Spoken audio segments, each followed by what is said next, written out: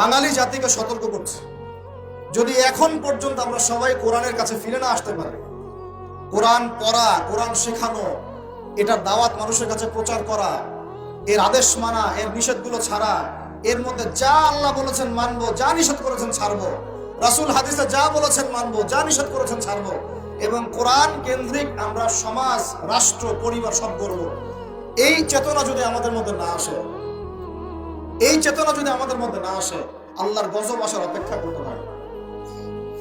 আজ হোক আর কাল হোক, গাদান আও বা'দা গাদিন, আজ অথবা কাল, কাল অথবা পরশু আল্লাহর গজব চলে আসবে। আল্লাহ পাক আমাদের হেফাজত করেন।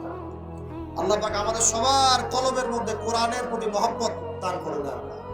আল্লাহ পাক আমাদের সবার কলবে কোরআনের প্রতি শ্রদ্ধা দান করেন, ভক্তি সম্মান দান করেন, প্রকৃত আনুগত্য দান করেন, কোরআন কেন্দ্রিক জীবন গড়ার একটা দৃঢ় চেতনা আমাদের মধ্যে দান করেন।